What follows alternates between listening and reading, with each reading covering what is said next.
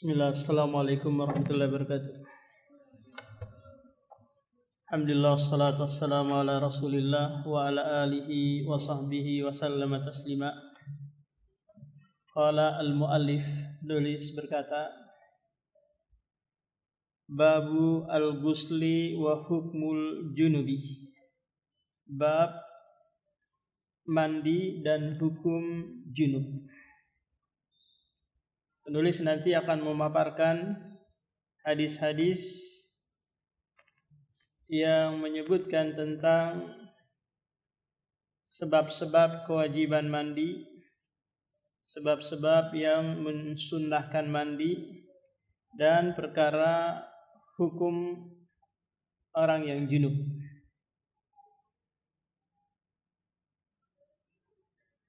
Wa an Abi Sa'id Al-Khudri radhiyallahu anhu qala Rasulullah al-ma'u minal ma'i rawahu Muslimun wa asluhu fil Bukhari.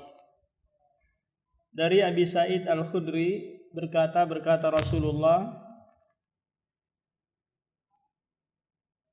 al-ma'u dalam riwayat yang lain innamal ma'u, hanya saja mandi junub itu minal ma' karena keluarnya air mani. Hadis ini memberikan isyarat kepada kita bahwa kewajiban mandi junub itu karena keluar air mani. Tapi hadis ini diterapkan di awal-awal Islam, di mana pada waktu itu mereka masih kurang baju, sehingga Rasulullah tidak memerintahkan mandi, hanya memerintahkan mandi kalau sekiranya keluar air mani. Kalau sekiranya hanya berhubungan badan gitu tapi tidak sampai keluar mani, ini tidak mengharuskan mandi. Akan tetapi hadis ini nanti mansukh, dihapus hukumnya dengan hadis setelahnya. Wa Nabi Hurairah qala Rasulullah idza jalasa baina syu'abihal arba'ah thumma jahada faqad wajabal ghuslu muttafaqun alaihi wa fi riwayatin li Muslimin wa illam yanzil. Dari Abu Hurairah berkata, Rasulullah bersabda, apabila dua sejoli atau pasutri berhubungan badan, kemudian bersungguh-sungguh dengannya, maka sungguh telah wajib mandi. Dalam riwayat yang lain, meskipun tidak keluar air mani. Maka hadis ini menghapus hukum hadis sebelumnya, di mana hadis ini tidak mensyaratkan keluar air mani. Pokoknya sudah berhubungan badan, keluar atau tidak, maka sudah wajib mandi.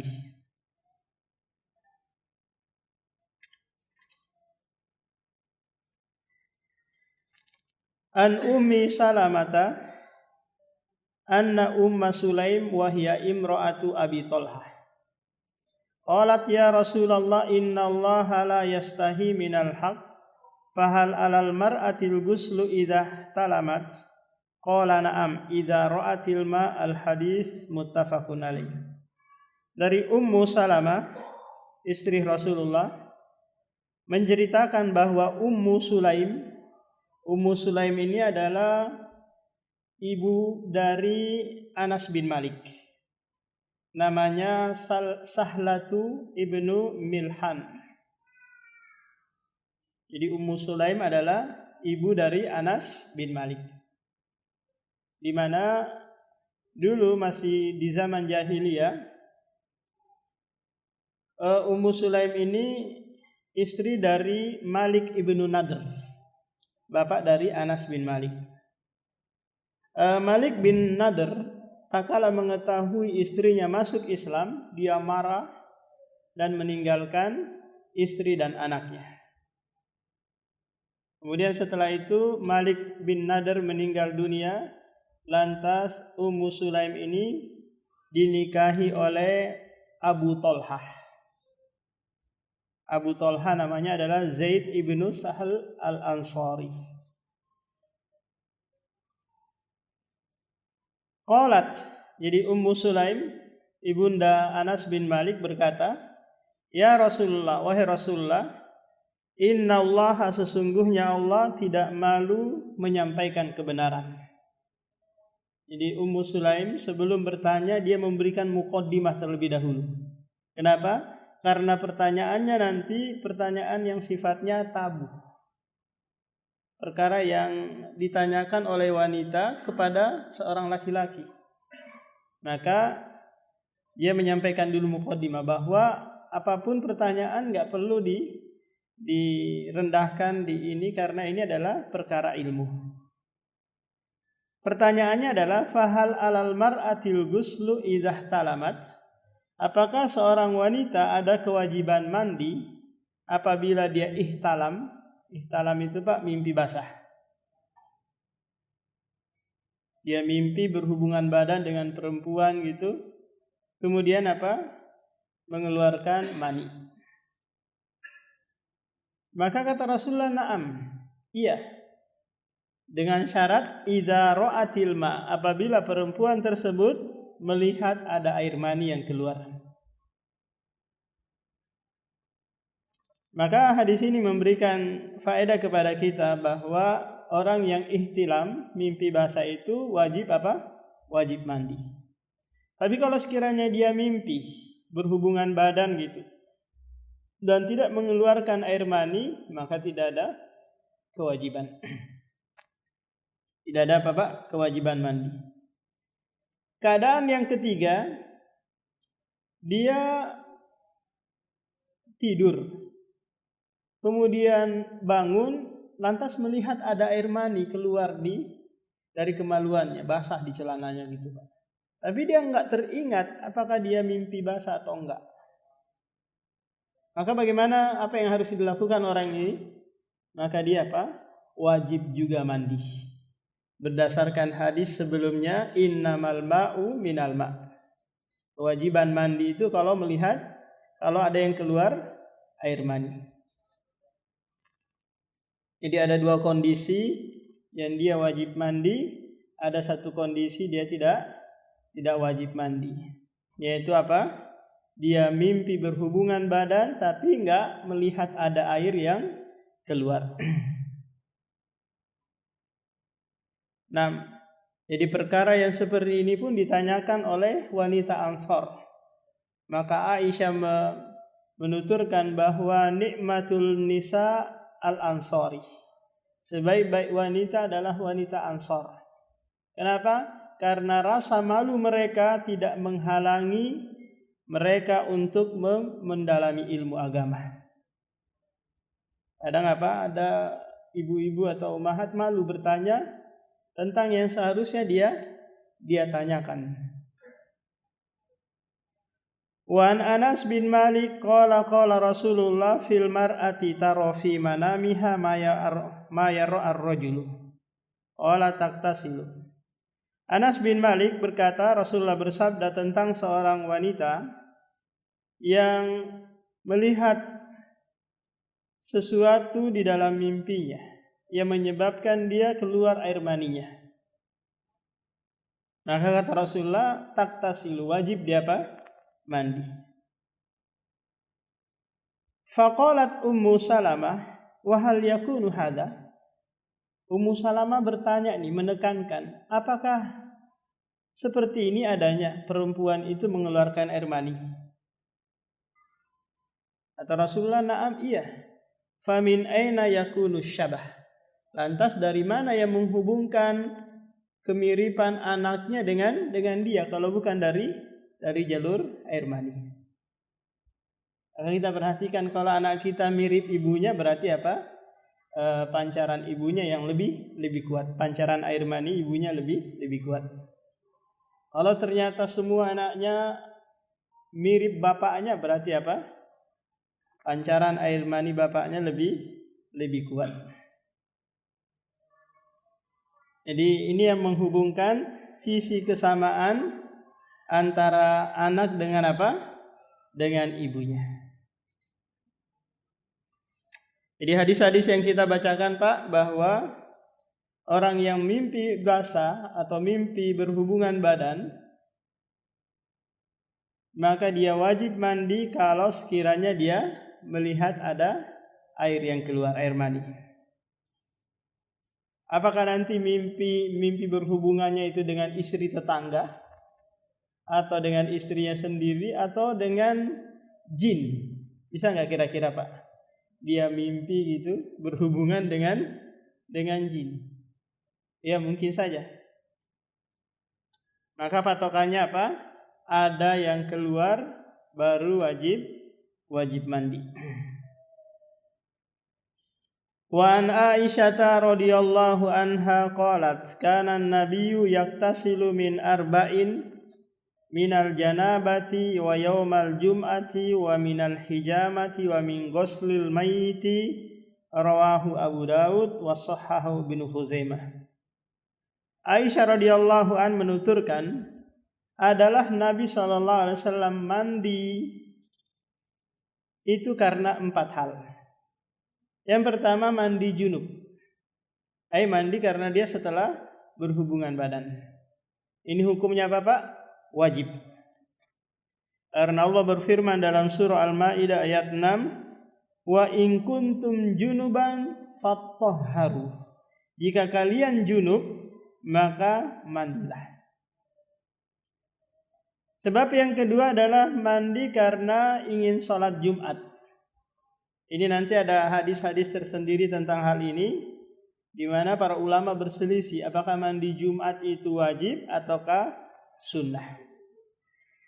Yang ketiga mandi karena setelah berbekam, maka ini hukumnya boleh, bukan wajib, bukan sunnah. Hikmahnya karena biasa orang yang habis berbekam itu Pak, badannya lemas, lemah, sehingga apa dikuatkan kembali dengan mandi. Ini hukumnya boleh. Yang keempat karena apa? Habis memandikan mayit. Ini sudah berlalu pembahasannya, di mana pendapat yang kuat bahwa orang yang habis memandikan jenazah dia disunnahkan mandi lagi. Bukan apa? Bukan wajib.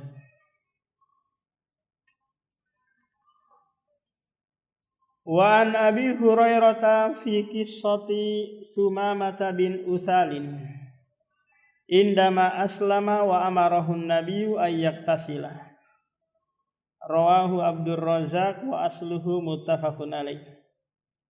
Dari Abu Hurairah menceritakan tentang kisah Sumamah bin Usalin. Jadi Sumamah bin Usalin ini Pak merupakan pemimpin Bani Yamamah. Nah, dia ditangkap oleh rombongan sahabat, kemudian diikat di tiang Masjid Nabawi. Kemudian Rasulullah memerintahkan keluarganya untuk memberikan pelayanan kepada Sumamah ini. Bukan malah disiksa atau diapa gitu, tapi diberikan pelayanan. Setiap kali Rasulullah ke masjid, yang dia tanyakan, madza indaka ya Sumamah? Bagaimana kabarmu wahai Sumamah? Lantas Sumamah ini berkata, Pak, indi khair, aku dalam keadaan baik. Terus dia melanjutkan ucapannya, wahai Muhammad, jika engkau membunuhku, maka engkau telah membunuh darah yang terhormat. Tapi jika engkau mau membebaskanku, maka berapapun yang engkau minta sebagai tebusannya saya akan kasih. Rasulullah enggak mengomentari. Besoknya datang lagi, ditanyakan lagi, madza indaka ya Sumamah? Bagaimana kabarmu ya wahai Sumamah? Dia sampaikan lagi apa yang dia sampaikan di hari pertama. Di hari yang ketiga Pak, Rasulullah bertanya lagi, bagaimana kabarmu wahai Sumamah? Dia sampaikan lagi. Kemudian setelah itu Rasulullah mengatakan, lepaskan dia. Oh, kok dilepaskan ini orang jahat ini? Ternyata Rasulullah menganggap bahwa nggak mungkin dia lari. Ini sudah masuk taktiknya dia berbuat baik orang ini. Akhirnya dilepaskan Pak, dia lari, kemudian dia ternyata pergi mandi, lantas masuk ke dalam Islam. Kenapa? Karena Rasulullah begitu memperhatikan dia, begitu mengerti keadaannya, sehingga dengan itu dia mendapatkan hidayah. Nah, di hadis ini Pak, atau kisah ini memberikan pelajaran kepada kita bahwa mereka yang mau masuk ke dalam Islam atau setelah bersyahadat diharuskan apa? Mandi. Akan tetapi hal ini diperselisihkan para ulama. Ada yang mewajibkan, ada juga yang hanya mensunnahkan. Kenapa? Karena begitu banyak sahabat-sahabat yang masuk ke dalam Islam, yang dulunya dia adalah non-muslim, itu tidak ada riwayat mereka apa? Mandi. Paham? Hanya riwayat ini saja.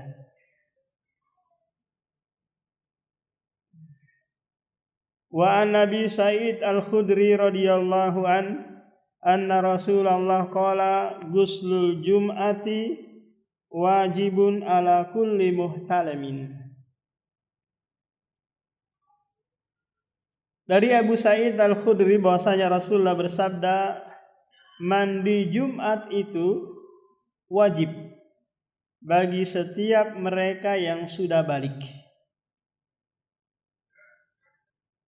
Hadis ini memberikan isyarat kepada kita bahwa mandi Jumat itu hukumnya apa Pak? Wajib.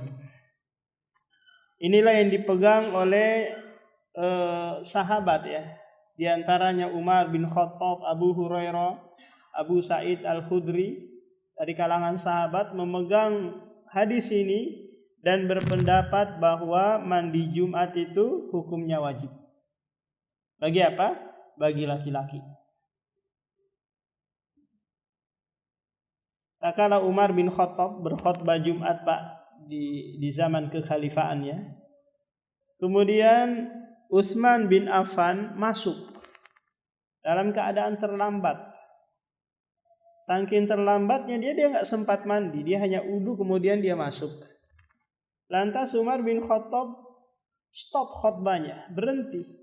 Lantas menegur Utsman bin Affan, kenapa engkau terlambat? Oh, sudah jam berapa ini? Baru masuk. Kemudian Utsman menceritakan bahwa aku ada kesibukan, kemudian buru-buru langsung masuk, nggak sempat mandi. Lantas Umar mengingatkan bahwa bukankah engkau mengetahui bahwa Rasulullah mewajibkan apa? Mandi Jumat. Ini adalah hadis yang dipegang oleh mereka yang berpendapat bahwa mandi Jumat itu wajib. Wa an Samurata radhiyallahu anhu qala Rasulullah man tawaddaa yaumal jum'ati fabiha wa ni'mat wa man iktasala fal ghuslu afdal. Kata Rasulullah, barang siapa yang wudu pada hari Jumat, maka itu adalah kenikmatan. Dan barang siapa yang mandi, maka mandi itu lebih utama. Hadis ini memberikan isyarat Pak bahwa mandi Jumat itu tidak wajib. Tapi apa?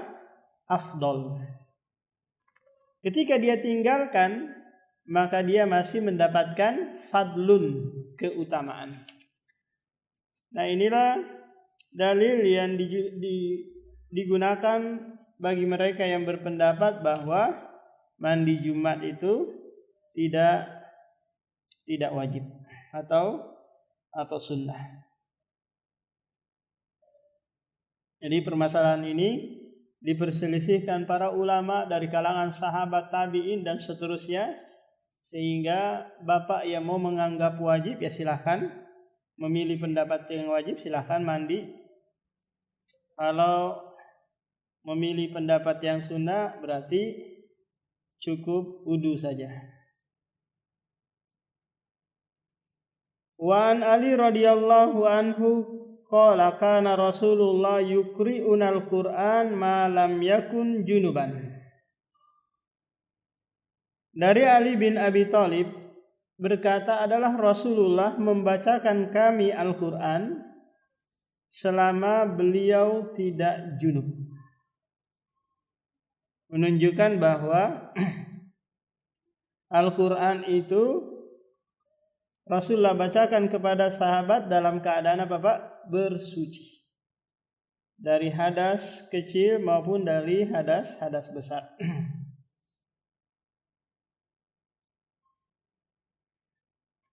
Nah, ini sudah berlalu pembahasannya tentang apa? Tentang hadis yang menyebutkan la yamassuhu illa thahirun. Tidak ada yang boleh menyentuh Al-Quran kecuali dalam keadaan suci. Yang jadi masalah adalah ketika mereka membaca dari hafalan. Bukan dengan apa? Dengan memegang mushaf, tapi apa? Dari hafalan atau dari HP atau dari laptopnya dia. Maka ini tidak disyaratkan wudu.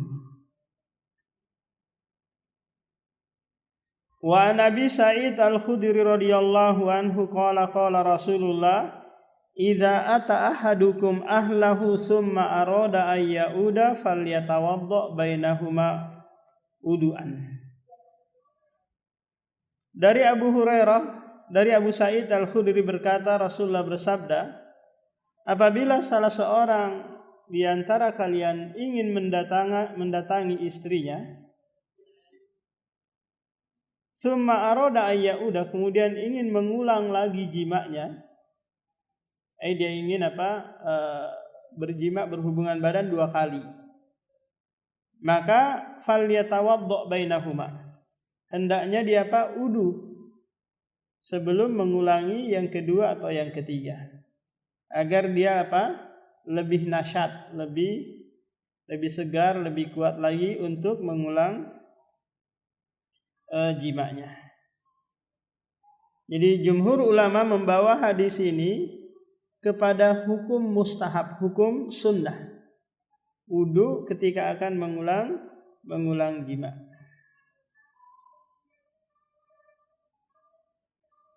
Bukan apa? Bukan wajib. Karena ilahnya disebutkan yaitu apa? Agar dia lebih semangat lagi untuk mengulang. Tapi kalau sekiranya dia sudah semangat menggebu-gebu, nggak ada kesempatan lagi wudu, maka silakan.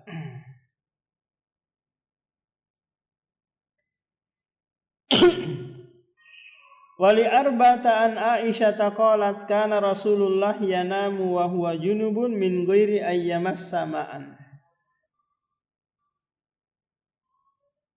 Wali arba'ah diriwayatkan dari Sunan Arba'ah dari Aisyah qalat berkata adalah Rasulullah tidur dalam keadaan junub tanpa menyentuh sedikit pun air, tanpa Rasulullah mandi wala wudu. Tapi hadis ini maklul, cacat, karena ada seorang rawi yang bermasalah, yaitu rawi yang bernama Syu'bah. Ini yang menyebabkan hadis ini cacat dan sekaligus menyelisihi hadis yang sahih yang datang dari riwayat Imam Muslim yang menyebutkan takala Umar bin Khattab bertanya kepada Rasulullah, ayanamu ahaduna wa huwa junubun? Apakah kami boleh tidur wahai Rasulullah dalam keadaan junub? Kata Rasulullah, na'am, boleh. Idza tawaddoa, apabila dia wudu sebelumnya. Berarti bagi mereka yang habis berhubungan mau tidur, wudu terlebih dahulu.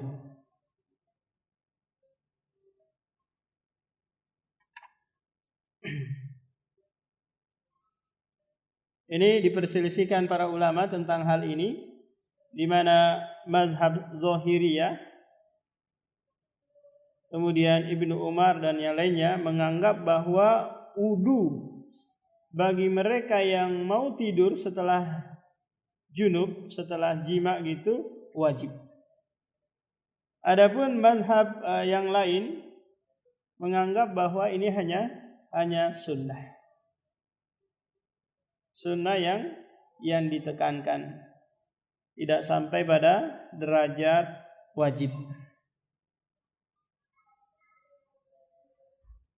Wa an Aisyah radhiyallahu anha qalat kana Rasulullah idza tasala minal janabati yabda'u fayaksilu yadayhi.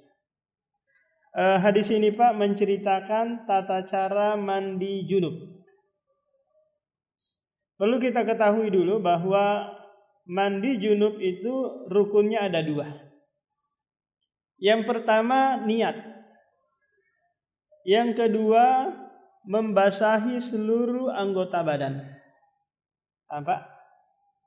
Jika 2 hal ini sudah dijalankan, maka berarti sudah sudah terangkat hadas besarnya. Contoh qadarullah setelah berhubungan hujan deras turun. Kemudian dia keluar mandi hujan. Dengan niat apa? Mengangkat hadas besarnya. Bukan karena ingin menghangatkan badan, mendinginkan badan gitu. Atau qadarullah ada kolam atau ada sungai di samping rumahnya, langsung dia nyemplung. Maka ini sudah memenuhi rukun mandi janabah. Nah, yang sesuai dengan sunnah ada tambahan lagi, ya sebagaimana yang diajarkan oleh Aisyah dan Maimunah. Karena nanti Pak tidak ada riwayat dari sahabat-sahabat yang lain tentang tata cara mandi junub. Hanya dari istri Rasulullah yaitu Aisyah dan Maimunah. Jadi nanti enggak diriwayatkan oleh Abu Hurairah, apalagi Abu Sa'id Al-Khudri. Kenapa? Karena ini perbuatan yang tidak bisa dilihat oleh sahabat-sahabat yang lain. Kata Aisyah adalah Rasulullah apabila dia mandi janabah, yang pertama dia mulai adalah yaksilu yadaihi, dia mencuci kedua tangannya. Summa yufrigu biyaminihi ala shimali fayaksilu farjahu. Kemudian dia tuangkan air menggunakan tangan kanannya, dia tuangkan ke tangan kirinya. Lalu mencuci kemaluannya menggunakan apa Pak? Tangan kirinya. Dalam riwayat Maimunah nanti ditambahkan setelah mencuci kemaluan, dia tepukkan kedua tangannya ke tanah atau ke dinding. Sebagai pengganti apa Pak? Pengganti sabun. Karena kita saat ini ada sabun, ya setelah mencuci kemaluan, maka kedua tangannya dicuci lagi. Summa yatawaddo, kemudian dia wudu sebagaimana wudunya mau salat. Summa ya'khudul ma, kemudian dia mengambil air, fayudkhilu asabi'u fi usuli sya'ri, kemudian dia sela-sela rambutnya agar agar air masuk ke kulit kepala. Summa hafana ala ra'si salasa hafanatin. Kemudian dia tuangkan ke atas kepalanya sampai 3 kali tuangan. Summa afadha ala ra'sairi jasadi. Kemudian dia tuang ke seluruh tubuhnya. Kemudian yang terakhir adalah summa ghasala rijlaihi. Kemudian dia mencuci kedua kakinya. Nah, apakah ini dipisah? Cucian kaki untuk wudu dan cucian kaki untuk mandi janabah. Apakah ini dipisah? Ataukah ini dicukupkan bagian akhir saja? Dalam artian ketika dia wudu, kakinya enggak dia cuci. Paham? Dia nanti mencucinya Pak? Terakhir. Ini hadis ini memberikan isyarat ke sana. Tapi kalau mau wudu lengkap dulu, karena ada riwayat yang lain juga menyebutkan bahwa dia wudu secara sempurna. Nah, ini tata cara mandi janabah yang disebutkan oleh Aisyah radhiyallahu anha.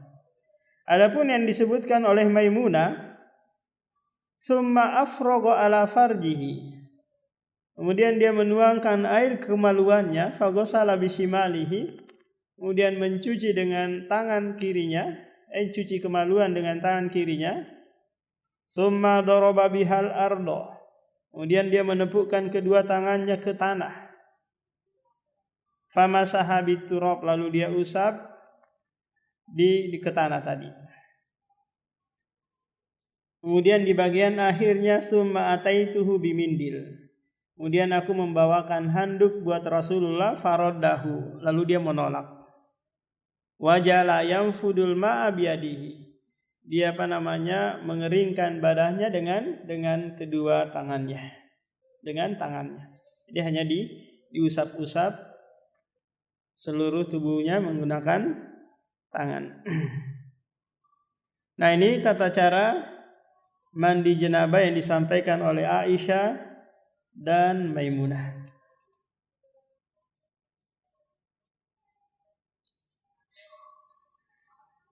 An Ummi Salamah qalat qultu ya Rasulullah inna imra'atun ashuddu sya'ra ra'si afa amkuduhu li guslil janabah wa fi riwayatin wal haidati faqala la innama yakfika an tahsi ala ra'sika salasa hasayatin.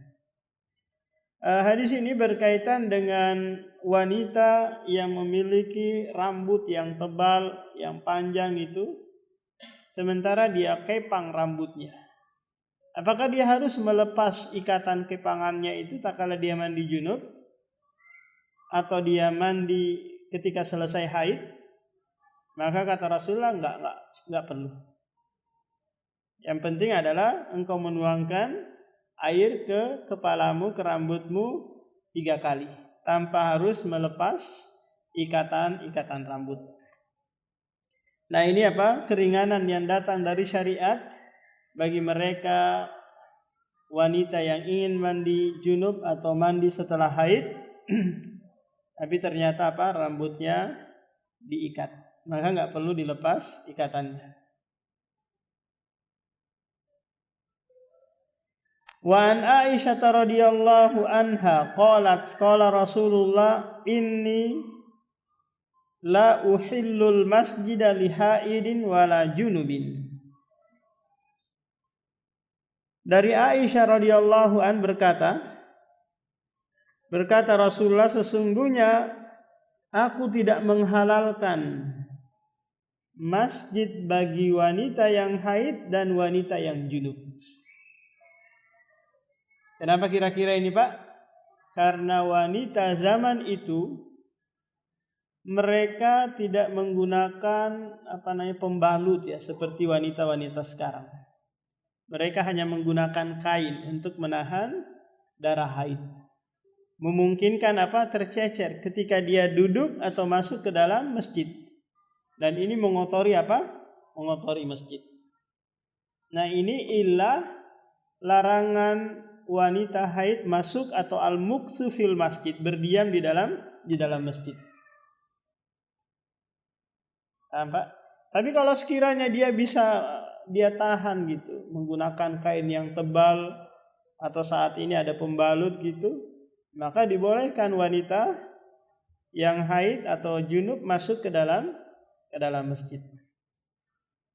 Tak kala Rasulullah menyuruh Aisyah mengambil sesuatu di dalam masjid, kemudian Aisyah berkata, wahai Rasulullah, aku dalam keadaan haid. Kata Rasulullah, darah haidmu itu tidak berada di tanganmu. Paham? Darah haid tidak berada di tanganmu sehingga engkau masuk dapat mengotori masjid. Menunjukkan bahwa ilah larangan wanita haid masuk ke dalam masjid ditakutkan darahnya tercecer di dalam masjid.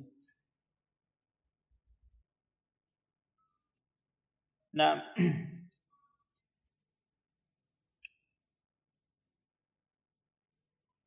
jadi para ulama berselisih tentang hal ini. Demikian juga permasalahan tentang wanita yang junub. Apakah dia boleh masuk ke dalam masjid ataukah haram masuk ke dalam masjid? Jumhur ulama dari kalangan Hanafiyah, Malikiyah, Syafi'i mengharamkan wanita yang junub untuk berdiam di dalam masjid. Berdasarkan apa, Pak? Berdasarkan hadis ini. Adapun pendapat yang kedua, yaitu pendapat Ibnu Hazm, Ibnu Munzir, dan pendapat Daud Al-Zahiri mengatakan bahwa dibolehkan wanita yang junub, haid, nifas masuk ke dalam masjid dan berdiam di dalam masjid. Apa dalil mereka ini, Pak?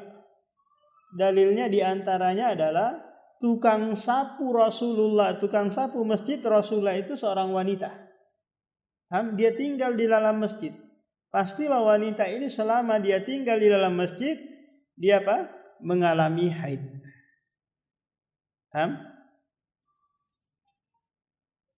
Demikian juga ashabus sufah. Orang-orang yang tidak punya pekerjaan, tidak punya keluarga di Madinah. Dia tinggal di emperan masjid yang jumlahnya ada 70 orang. Pastilah kadang mereka dalam masa mereka tinggal di dalam masjid mengalami junub, mungkin karena mimpi basah dan yang lainnya, tapi mereka berdiam di dalam masjid. Ini pendapat yang kedua, Pak. Membolehkan wanita yang haid, junub dan yang lainnya untuk masuk ke dalam masjid dan berdiam di dalam masjid. Pendapat yang ketiga, boleh bagi wanita yang junub dengan syarat dia wudu terlebih dahulu. Dengan wudu terlebih dahulu. Ini pendapat Ibnu Taimiyah dan yang lainnya. Sudah masuk gak, Pak? 3 menit lagi. Wa anha qalat kuntu aktasilu ana wa rasulullahi min ina'in wahidin takhtalifu aydina fihi minal janabah. Dari Aisyah radhiyallahu an menuturkan bahwa aku pernah mandi bareng dengan Rasulullah, di mana kedua tangan kami saling saling menciduk air dari wadah yang sama. Kedua-duanya dalam keadaan junub. Maka hadis ini memberikan isyarat kepada kita tentang kemesraan Rasulullah dengan Aisyah. Habis berhubungan badan, keduanya mandi bareng pula. Dan ini dibolehkan meskipun dalam keadaan tidak memakai sehelai pakaian. Karena suami boleh melihat kemaluan istrinya, demikian juga sebaliknya. Nah, demikian, Pak. Ada yang ditanyakan?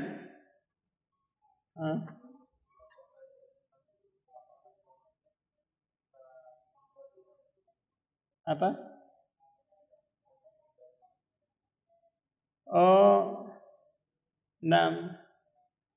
Jadi berhubungan badan itu ketika sudah ketemu antara kemaluan laki-laki dan kemaluan perempuan. Maka ini sudah mengharuskan mandi atau dikategorikan junub. Tapi nanti mendapatkan hukuman rajam atau hukuman cambuk kalau kepala laki-laki ini masuk ke kepala ke tempat perempuan itu. Ini syaratnya. Baru dianggap Pak? Berzina. Jadi minimalnya yang masuk itu kepalanya. kepala zakar laki-laki ini masuk, baru nanti dihukumi dia berzina yang mengharuskan rajam bagi mereka yang sudah menikah berselingkuh dengan wanita lain, atau yang belum menikah dihukum rajam, dihukum cambuk 100 kali. Nah, seperti itu. Nah, yang lain Pak?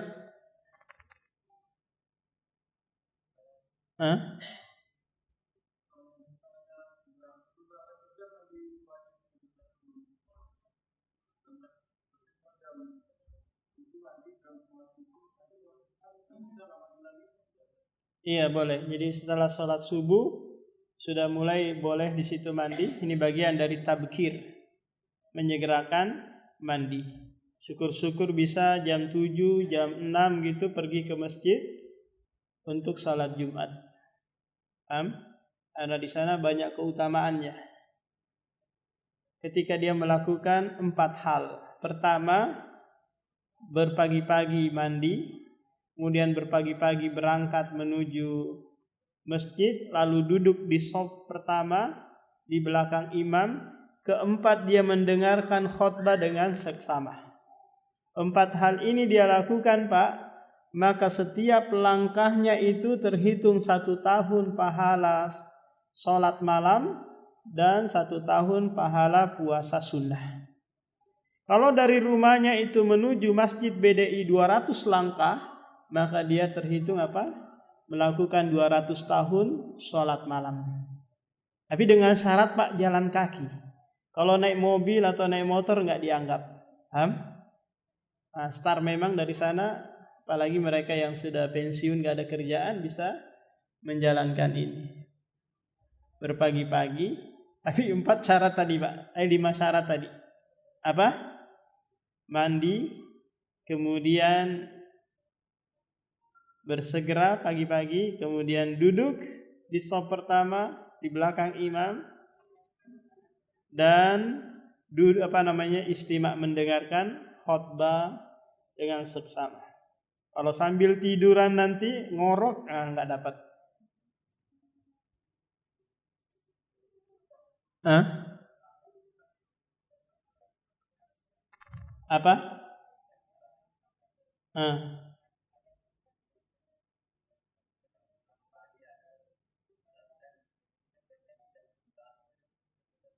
Iya, kalau nanti berangkatnya jam 11 nanti dapat telur. Telur sedekah seperti telur ayam.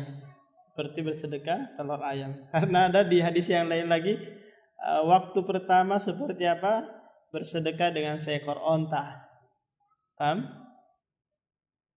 Kedua sapi, ketiga kambing, keempat ayam, kelima telur ayam. Kalau sudah berkhutbah imam nggak dapat lagi dia keutamaan. Nah, demikian Pak. Subhanakallahumma wa bihamdika asyhadu an la ilaha illa anta astaghfiruka wa atubu ilaik.